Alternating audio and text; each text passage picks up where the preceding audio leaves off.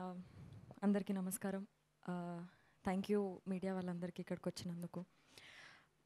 చాలా చాలా హ్యాపీగా ఉందండి. నా హ్యాపీనెస్ నేను నిజంగా మాటల్లో చెప్పలేను. డెఫినెట్లీ ఇదంతా కొత్త లైఫ్ అది. ఫస్ట్ ఆఫ్ ఆల్ మా బేబీ సినిమాని ఇంత లవ్ ఇచ్చి, ఇంత సపోర్ట్ ఇచ్చి, ఇంత ఆదరిస్తున్నందుకు ఆడియన్స్ అందరికీ, సినిమా లవర్స్కి, మీడియా వాళ్ళందరికీ thank you so much.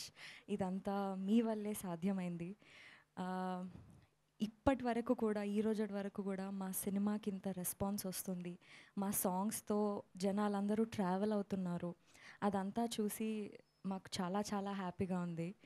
And Maruti sir, thank you so much. మీరు ఈ సినిమాని బిలీవ్ చేసి సపోర్ట్ చేసినందుకు. ఆ, మా music director Vijay Bulganin sir, DOP sir, సినిమాలో వర్క్ చేసిన ప్రతి ఒక్క యాక్టర్, రవి సార్, మా కో ప్రొడ్యూసర్, మా కో డైరెక్టర్స్, వీళ్ళందరి ఇన్వాల్వ్మెంట్ ఉన్నందువల్లే మాకు ఇది సాధ్యమైంది. మేము ఈరోజు వరకు మేము రీచ్ అవ్వగలిగినాము. అందరికీ థ్యాంక్ యూ సో మచ్. ఎస్కేన్ సార్, థ్యాంక్ యూ. మీరు నా కోసం నిలబడి నన్ను సపోర్ట్ చేసి బేబీ అనే ఇంత మంచి సినిమాలో నాకు యాక్ట్ చేసే ఛాన్స్ ఇచ్చినందుకు thank you so much. Me support నాకు ఎప్పుడూ ఉంటుందని కోరుకుంటున్నాను. అండ్ సాయి రాజేష్ సార్, నేను మీకు ఎన్నిసార్లు థ్యాంక్స్ చెప్పినా ఆ థ్యాంక్స్ ఇంకా అయిపోవు. మీరు లేనిది బేబీ సినిమా లేదు, మీరు ఇచ్చే ఫీడ్ లేనిది, మీరు మాకు ఇచ్చే మోటివేషన్ లేనిది నేను ఇక్కడ లేను, నాకు ఈ అవార్డు లేదు. అంతా మీ వల్లనే. Thank you so much for everything. And yes, ఈ హ్యాపీనెస్ని నేను నా లైఫ్ లాంగ్ గుర్తుపెట్టుకుంటాను. ఇది నా ఫస్ట్ ఫిల్మ్ఫేర్ అవార్డ్. ఇది నాకు చాలా చాలా స్పెషల్. అండ్ నా హ్యాపీనెస్ని మీ అందరితో కూర్చొని షేర్ చేసుకోవడం ఇంకా చాలా హ్యాపీగా ఉంది. మీ అందరి సపోర్ట్ ఎప్పుడూ ఉంటుందని కోరుకుంటున్నాను. Thank you so much. And మా సినిమాకి 5 అవార్డ్స్ రావడం ఇంకా ఇంకా చాలా హ్యాపీగా ఉంది. Thank you so much. Thank you. And next మన సెన్సేషనల్ డైరెక్టర్ సాయి రాజేష్ గారిని మాట్లాడుతుంది కోరుతున్నాను.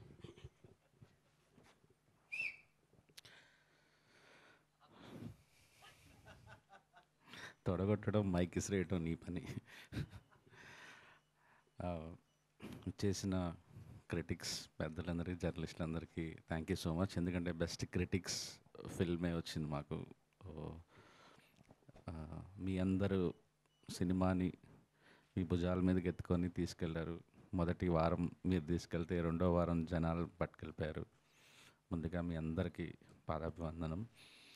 అండ్ యా, ఇది అందరికీ, మా అందరికీ చాలా సంతోషంగా చాలా ప్రౌడ్ మూమెంట్. ఎందుకంటే అంత శ్రీరామ్ గారు తప్ప అందరికీ ఇది ఫస్ట్ ఫిల్మ్ఫేర్. ఈ సంవత్సరం చాలామందికి ఫస్ట్ టైమర్స్కే ఫిల్మ్ఫేర్ వచ్చింది.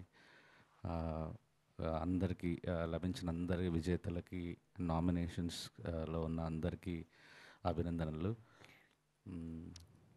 ముఖ్యంగా ఒక పాట ఎంత ముఖ్యం ఒక సినిమాకి అనేది బేబీ సినిమా ఓపెనింగ్స్కి కానీ, ఈరోజు అవార్డులకు కానీ, ఓ రెండు ప్రేమ మేఘాలు ఇలా అనే ఒక పాట ద్వారా ప్రూవ్ అయింది. సో విజయబుల్ గారిని ఫస్ట్ టైం ఈ పాట పుట్టుక గురించి కొద్దిగా షేర్ చేసుకుందాం అనుకుంటున్నానంటే, విజయ్ పాడితే చాలా దరిద్రంగా ఉంటుంది యాక్చువల్లీ. అతని అదృష్టం ఏంటంటే బేబీ ఆల్బమ్ ఇంత పెద్ద హిట్ అవ్వటం. విజయ్తో తర్వాత పనిచేసే డైరెక్టర్లకి, ప్రొడ్యూసర్లకి ఇప్పుడు ఓకే, ఎందుకు వచ్చిందిలే డౌట్ పడ్డాం విజయ్ని, ఇది గొప్ప పాట అయి ఉంటుందని చెప్పి ఓకే చేసుకుంటారు. అది నిజంగా గొప్ప పాటే, కానీ అతను పంపించే ట్రాక్లో అసలు అది దానికి పాట లక్షణాలే ఉండవు అసలు. సో మనం చాలా ఎక్కువ ఊహించుకొని దాన్ని ఓకే ఇలా ఉండబోతోందేమో అనుకుంటే అది 2-3 స్టేజ్ల తర్వాత మన ఊహకు మించి ఉంటుంది అన్నమాట. అంత గొప్ప పాట అది. సో నేను ఎప్పుడు చెప్పుకున్నా, ఒక సింగర్ని ఎవరినైనా పెట్టుకొని ఒక మంచిగా దాన్ని పంపిస్తే డైరెక్టర్లకి ఇప్పుడు ఈజీగా ఉంటుంది విజయ్ అని. సో ఇలా నాకు ఒక 2 పాటలు, అంటే ఒక 30-40 పాటలు రిజెక్ట్ చేసిన తర్వాత ఒక 2 పాటలు పంపించాడు. 2 పాటలు ఎవరికి అర్థం కాదు, వినిపించిన వాళ్ళకి నిజంగా ఇందులోంచి ఓ 2 ప్రేమ మేఘాలు ఎలా వెతుక్కున్నారో అనిపిస్తారు అన్నమాట. సో ఆ 2 పాటల్లోంచి హుక్ లైన్ ఓ 2 ప్రేమేగాల నా లైన్ ఒక పాటలోంచి ఇంకో పాటలోంచి 2 తీసుకొని ఆ 2 కలిపి చేసిన పాట అది. అండ్ పాట నాకు ఎందుకో ఎక్కడో గట్ ఫీలింగ్ ఇది పెద్ద బ్లాక్ బస్టర్ అవుతుంది అనుకున్నాను.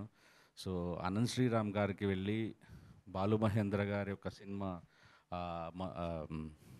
నిరీక్షణ అనే ఒక సినిమాలో ఆయనకు ఒక బాల్ మహేంద్ర గారు చేసిన ఒక ప్రయోగం ఆ రచయిత చేత. సో నేను తనకి మొత్తం కథ, బేబీ కథ, సినిమాకి సీన్ చెప్తే చాలు కానీ నాకు మొత్తం కథ అంతా చెప్పండి అని అడిగారు అనంత్ శ్రీరామ్ గారు. కథ అంతా విని ఆయన రాసిన ఆయన నాకు ప్రసాద్ ల్యాబ్లో చదివి వినిపిస్తుంటే నాకు 3 వెర్షన్లు రాసిస్తే 3 వెర్షన్లు ఏది సెలెక్ట్ చేసుకోవాలి అనేది కన్ఫ్యూజన్లోకి వెళ్ళిపోయాను. ఒక్క అక్షరం మార్చకుండా యాస్టీస్గా తెచ్చేసుకున్నాను. ఏది వదలకూడదు అని చెప్పేసి కుదిరినప్పుడల్లా సినిమాలో లెంత్ పెంచుకొని ఆ పాటకి మొత్తం సాహిత్యం అంతా ఏది అన్నీ వాడుకున్నాను యాక్చువల్లీ. ఆ ఓ 2 ప్రేమ మేఘాలు అన్న లైన్ వచ్చినప్పుడే నాకు తెలుసు ఇది బ్లాక్ బస్టర్ సాంగ్ అవ్వబోతున్నానని. 100 మిలియన్ సాంగ్ అని అందరికీ చెప్పుకునేవాడిని నేను. అండ్ రేపు శ్రీరామచంద్ర పాడబోతున్నాడంటే నాకు తెలుసు, నాకంటే ఈ పాట నేను బాలుగారి చేత పాడించుకోవాలనుకున్నాను. అప్పటికి ఆయన కాలం చేశారు. సో శ్రీరామచంద్ర గారు నా నెక్స్ట్ ఆప్షన్. రేపు ఆయన చేత పాడించుకుందాం అనుకుండగా ఈరోజు ఎందుకో ఒక థాట్ వచ్చింది, చిన్నపిల్లల చేత పాడితే బాగుంటుందేమోనని. సో రేపు తను పాడితే ఈ ఐడియా తను అద్భుతంగా పాడతాడని తెలుసు. పాడితే ఈ ఐడియా కాంప్రమైజ్ అయిపోద్ది. అందుకే అప్పటికప్పుడు విజయ్ని రిక్వెస్ట్ చేసి అనుదీప్, సో తను ఇంకొక మ్యూజిక్ డైరెక్టర్, తన చేతి ఒక పిల్లలందరినీ అరేంజ్ చేసుకొని ముందే పాట శ్రీరామచంద్ర పాడి తన వాయిస్లో వినక ముందే రికార్డ్ చేసేద్దాము. సో మనకి తన వాయిస్లో ఉన్న మ్యాజిక్ వల్ల మళ్ళీ ఈ ఐడియా మిస్ అవ్వకుండా ఉంటుందని ముందు రోజు పాడించుకున్నాను. పిల్లలు పాడటం ఏం మాయ ఇదిని పాడటం మొదలెట్టగానే నాకు సినిమా అర్థమైపోయింది. ఈ పాట చాలు సినిమాకి, ఓపెనింగ్ వచ్చేస్తాయి, బ్లాక్ బస్టర్ అవబోతుంది ఈ సాంగ్ అని చెప్పి అది తీసుకెళ్ళిన తర్వాత నెక్స్ట్ శ్రీరామచంద్ర గారికి ఈ విషయం హైడ్ చేసి ఆ తర్వాత శ్రీరామచంద్ర గారి చేత పాడించుకున్నాను. ఆయన పాడుతుంటేనే నాకు ఇప్పుడు పిల్లల్ని పెట్టాలా, శ్రీరామచంద్ర గారి ఉంచాలా ఏమీ అర్థం కాలేదు. 2 కలపమని చెప్పాను. ఇంకా సో ఇద్దరిని మిస్ అవ్వకూడదు మనం అని చెప్పి 2 కలిపాం. అలా